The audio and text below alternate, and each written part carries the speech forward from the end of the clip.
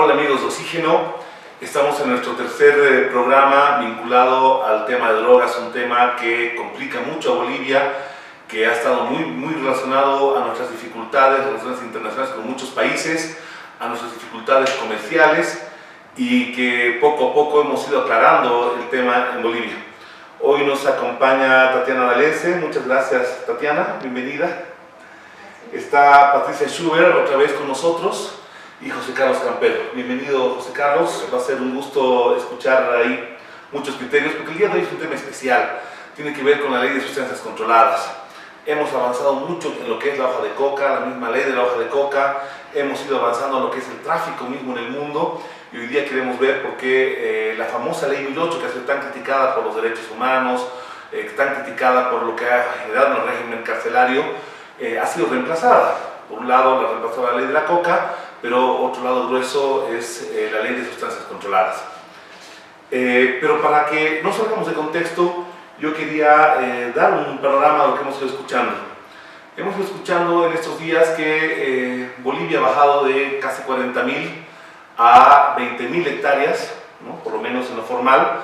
Aparte de esas 20.000 siempre han habido otras 3 a 4 mil hectáreas que han sido erradicadas de parques nacionales, de zonas boscosas, que a veces no es posible medir con lo que se mide, ¿no? Con rastreo satelital, con sobrevuelos, pero también con muestreo.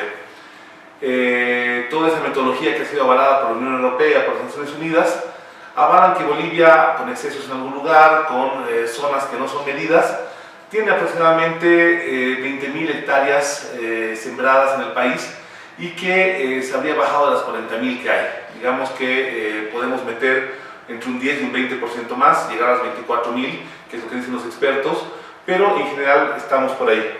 ¿Este es un dato correcto? ¿Es una medición, es una metodología válida en el mundo, estas 20.000 hectáreas? Sí, los datos son brindados por la UNODC, la Oficina de Naciones Unidas para la Droga y el Delito, y es una metodología que se utiliza no solo en Bolivia, sino también en Perú, Colombia, por el lado de cultivos ilícitos, coca, amapola en el caso de Perú y marihuana, en el caso de Colombia también, esas otras dos sustancias. Y tenemos principalmente la amapola en el lado de Afganistán, por ese lado, que es como se denomina el programa SIMSI, Sistema de Monitoreo de Cultivos Ilícitos. Pero el otro día José Carlos nos explicaba que es posible que existan en algunas zonas, parques nacionales, lugares no monitoreados. Más o menos, ¿cuánto incrementaría? Algún experto nos dijo que un 20% más, o sea, las 20.000, podríamos estar hablando fácilmente de 24.000 hectáreas en el país. No, las 20.200 que nos da Naciones Unidas incluyen parques nacionales, reservas, o sea, nos dice en el Amporo, por decirte, 15.000 hectáreas, en el Parque Carrasco, un número 50 hectáreas, 70 hectáreas. O sea, tenemos también el señalamiento exacto en los parques. Patricia, el otro día teníamos una duda, porque nos decían que hay hoja de coca diferenciada en el trópico de Cochabamba, en Yunas de Bandiola, que es sustancialmente diferente, que es desagradable para mascar, versus una coca tradicional de La Paz, que es otra especie y que es mucho mejor. ¿Tú tienes elementos que nos hagan ver una diferencia de coca de un lugar a otro? No, realmente creo que quien ha explicado bien justamente el tema de la hoja de coca y de las diferencias que existen es Tatiana, porque ella estaba hablando justamente en el primer capítulo de las diferencias entre la coca chapareña y la coca yungueña, el tema de suelos, el tema de tierra, el tema de medio ambiente y cómo afecta esto al crecimiento de la hoja de coca. Entonces creo que la más indicada para hablar sobre ese tema es Tatiana. Vamos a volver. José Carlos, hemos hablado mucho de la hoja de coca, pero no hemos hablado de otras sustancias controladas que son las que hacen que la coca se vuelva cocaína. ¿Esta nueva ley es dura o es muy benevolente con estas sustancias controladas, químicas, que en general son legales, pero están sujetas a registro, a control, pero pareciera que nunca tan duramente como ha sido tratada la hoja de coca? Yo debo decir que la ley de sustancias controladas, que reemplaza en la parte correspondiente a la ley 1008, tiene exactamente el mismo tratamiento como las sustancias químicas, o lo que nosotros llamamos sustancias controladas o precursores, que se utilizan para transformar la hoja de coca en la sustancia ilícita que conocemos que es la cocaína. No hay ninguna, digamos, en ese tema no hay ninguna variación, digamos, interesante o radical respecto a lo que la ley 1008 hacía. Ahora, básicamente hacía control de exportación, control de control de compra, importaciones, y también hacía la ley 1008 de volúmenes, control de divisas, que ese es un tema que en la nueva ley de sustancias controladas ya no existe. El control de divisas es algo que ya no hay respecto a la ley 1008. Eso tiene que ver con blanqueamiento de dinero. Puede ser, yo sé o tengo entendido, he oído que el gobierno está preparando una norma legal. Sabemos todos que hay una comisión que está analizando el tema de los Panama Papers, a raíz de lo cual se supone que debería salir una legislación moderna en Bolivia para controlar el blanqueo o el enriquecimiento ilícito también, ¿no? Pero en el caso de sustancias controladas o precursores para transformar la hoja de coca, creo que no hay sustancial cambio entre la ley 1008 y la ley de sustancias controladas. Probablemente el único cambio que uno puede tener así idea de que ya no hay es el tema del control de divisas, ¿ya? Puede ser que en esta nueva normativa vaya a haber todo un marco omnicomprensivo del tema de control de recursos financieros para controlar el lavado de activos y el enriquecimiento ilícito, pero eso es lo que yo te puedo contar. Comparando ambas leyes, es el mismo tratamiento, lo único que ha desaparecido en la nueva ley es el control de divisas. Gracias. Tatiana, esta relación que quiero hacer yo, quizá forzosa, entre un grupo que produce coca y otro grupo que está importando precursores, sustancias controladas, sustancias químicas que son parte fundamental de la industria del narcotráfico. ¿Hay una persecución dura tanto como ha habido con los productores de hoja de coca? No, ya deja de haber la persecución al productor de hoja de coca. Se mantienen las zonas de producción prácticamente, no se han ampliado, o sea, se mantiene la zona de los yungas de la Viola y la zona del trópico de Cochabamba, con cantidades estipuladas en la ley de la Inclusive coca. Caranavi y Apolo en La Paz también. En La Paz son 4 y son 3 por fuera de La Paz. Sí, norte de La Paz, no tenemos el norte de La Paz. Pero el tema de sustancias controladas sigue siendo un tema gris, vamos a decir, porque si analizamos los resultados de la ley 1008, no vamos a encontrar privados de libertad con tráfico de precursores. O sea, y te voy a decir que empresarios que hayan desviado, si lo habrán habido o no lo habrán habido, pero no hemos tenido persecución hacia ese lado. Y en este nuevo marco legal tampoco hay un tratamiento punitivo o de mucho mayor control. Entonces, sigue manteniéndose cantidades, sigue manteniéndose sustancias. Por ejemplo, ahora que ya hay precursores, entonces no están contemplados. ¿Qué es un precursor? Son sustancias que se van a utilizar para activar o reactivar los precursores que se utilizan en la fabricación de droga. Patricia, la ley 1008 nos ha llenado las cárceles. Un 60% de la gente de la población carcelaria en Bolivia es producto de la ley 1008, cada vez más creciente en dragones, en gente que cruza, en mulas que les dicen. Ha ido creciendo cada vez más la población femenina afectada, ¿no? Se ha vuelto más el tema del dragón y de mula un oficio de mujer, y cada vez menos los que están produciendo, los que traen precursores, nos dicen que no debe haber siquiera una experiencia, y otro tipo de persecuciones. Se está volviendo un delito propio de mujeres en situación de pobreza, de abandono, y que terminan pagando ahí cárcel. Pero también esta nueva ley de sustancias controladas incorpora varios temas. Yo diría que son temas que habría que ponerle un ojo, ¿no? El primer tema tiene que ver con los pinchazos, las violaciones a la intimidad.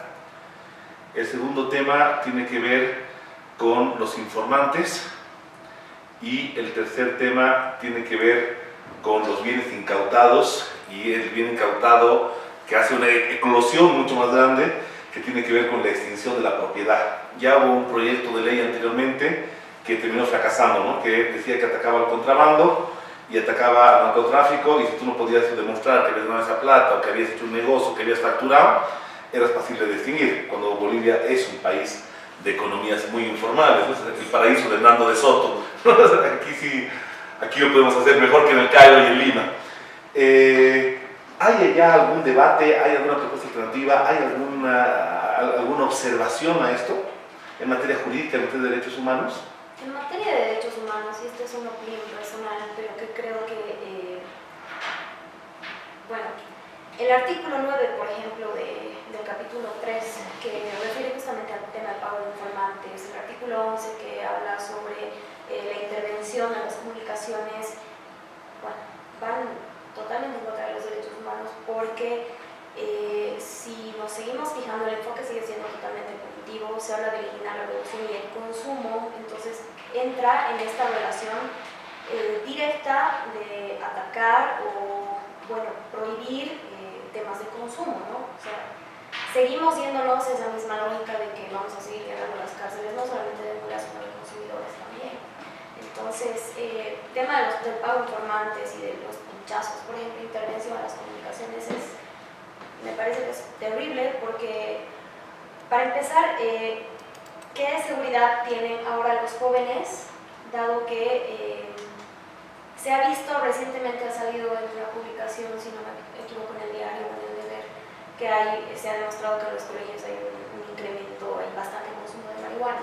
¿Te imaginas que estemos encerrando a todos esos jóvenes que consumen marihuana o otro tipo de sustancias ilegales, hinchándoles los teléfonos, pagando informantes? Al final, cuando tú estás pagando un informante y ese informante te dice tal persona consume o tal persona está haciendo microtráfico, pues esa persona entra a un sistema penal sin tener tampoco ¿cómo te puedo decir? Ninguna solvencia jurídica, no sabe nada de leyes, estás ahí encadenado en todo un sistema que te puede tener más de un año en temas de detención preventiva. Antes la 1008 contemplaba también el tema de informantes, ¿no? Pero ahora con esta ley está totalmente legitimado. Yo no sé, esta ley, y bueno, hablando de también la ley de pandillas, están bastante enfocadas en castigar o perseguir básicamente a los jóvenes. Son leyes bastante punitivas con la juventud, ¿no? Por ejemplo, el tema de asociaciones delictivas. No sé, ¿no? Al final tú puedes argumentar que un grupo de chicos, por ejemplo, que estaban consumiendo marihuana recreativamente, alguno de ellos quizás quiso probar, porque en los jóvenes es así. En países donde el consumo de drogas está legalizado, por ejemplo, a partir de los 18, incluso más edad, tú puedes ir y comprar algo, ¿no? Algo de sustancias controladas, y obviamente es recomendable que las personas que entren en el consumo de sustancias controladas siempre sean mayor de edad. Pero en nuestros contextos, como las drogas son ilegales y existen y abundan en colegios, en universidades, ¿para qué vamos a cerrar los ojos, no? Los jóvenes tienen drogas a disposición, a la mano. Sí, estoy de acuerdo con eso. El mismo sistema penal lo define así, ¿no? Víctima es la persona directamente ofendida por el delito. Entonces, el consumidor es en realidad la víctima de todo este esquema judicial. Pero muchas veces, y sobre todo en sectores de mayor vulnerabilidad, en sectores de mucha pobreza, al que lo vuelven consumidor para volverlo más bien financiador del consumo a través del tráfico, ¿no? Entonces, hay muchas veces que se junta la víctima y el delincuente en una sola persona. Tatiana. Pero también es un mito, porque no todos los consumidores son comercializadores. Sí. ¿No? Y digamos, la forma de indefensión es no conocer los derechos. Entonces tú no sabes cuáles son tus derechos, te agarran como consumidor y claro, si está consumiendo, ¿qué cantidad mínima posee? Y entonces ese es el otro cambio que hay en esta ley. A diferencia de la legislación de los otros países, los rangos de consumo mínimo son pues tristes, vamos a decir. No son reales. No son reales. Y mira, como experiencia, aquí hay que ver en el país, o sea, preguntar a la Fiscalía, al IDIF, en cuántos casos de detención se ha hecho análisis de pelo, que es la capacidad capacidad que tenemos para saber cantidad del consumidor, para saber si realmente es consumidor o es un microtraficante. ¿Y en cuánto tiempo puedes acceder a ese análisis? Porque cuando a ti te agarran por consumo, estás 6 meses, por ejemplo, en la cárcel, hasta que recién puedes viabilizar que te hagan un análisis. Exacto, pero deberías acceder a eso. O sea, lo primero que te deberían hacer es, si es por posesión, lo primero es hacerte un análisis, porque es por posesión, o sea, no te están... Y ahí después dirá posesión, que se va a hacer microtráfico o eres consumidor. Entonces, muchos de los... Entonces ahí también se camuflan los microtraficantes consumiendo. Se camuflan. Tú tienes mucha experiencia, José Carlos, en este tema de drogas. ¿Cómo han diferenciado en el mundo al consumidor del traficante? ¿Cómo logras separar esa línea cuando muchos de los traficantes son consumidores? A ver, es un tema que sigue generando debate, ¿ya? No es un tema zanjado. Primero porque la experiencia en los países demuestra que entre un microtraficante y entre un consumidor, ¿ya? Hay formas, digamos, diferenciadas de poder saber quién es quién. Normalmente un microtraficante tiene en su posesión, ¿ya?, ciertas cantidades que en algunos países distan de las máximas permitidas para la posesión personal. Otra característica que permite diferenciarlos es que tienen en su posesión un mayor número de sustancias prohibidas que las que uno tendría en el bolsillo si es consumidor. Yo no necesito tener éxtasis, cocaína, marihuana, hashish, todo en mi bolsillo si soy consumidor. Normalmente si soy consumidor de una, máximo 2 drogas, ¿ya? Y las cantidades que voy a manejar son normalmente pequeñas. Sin embargo, han habido casos en los cuales una persona estaba o ha comprado, digamos, la dotación para todo un mes de consumo y por su mala suerte lo han detenido los policías. Entonces, claramente la cantidad que él había comprado era o sobrepasaba más bien la permitida para aportar, pero si la dividías en el número de meses que él la iba a utilizar, ¿ya?, estaba por debajo de los límites. Este tipo de disputas legales caen en manos de jueces que pueden estar a favor o en contra, pero de todas formas la percepción del juez es siempre arbitraria, ¿ya? Y normalmente el papel de la fiscalía es, como decía Patricia, ensañarse contra estas personas y normalmente, ¿ya?, hacen un caso para que la persona termine con prevención o con detención preventiva o cosas así, y la persona termine demostrando que estaba en la razón un año después, ¿ya? Pero ese año de haber estado encarcelado no se lo va a quitar a nadie, ¿no?, los costos para su vida y etc.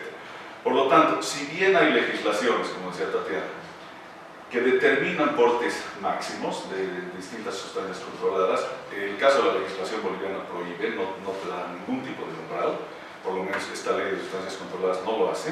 O sea, si yo tengo 1 gramo, igual soy culpable. En Bolivia no hay permisividad al consumo. Todo tipo de consumo, independientemente si es recreativo o es problemático, está penado, ¿ya? Por lo tanto, si te agarran con la cantidad que sea en el bolsillo, estás cometiendo una ilegalidad. A ese punto quiero volver y por favor vamos a tener ese titular para la nota. En Bolivia no hay permisibilidad para el consumo de ni 1 gramo, ¿no? Por favor, vamos a un corte y volvemos al tiro con este tema que es tan importante y es un dato nuevo que nos has dado de todas estas charlas.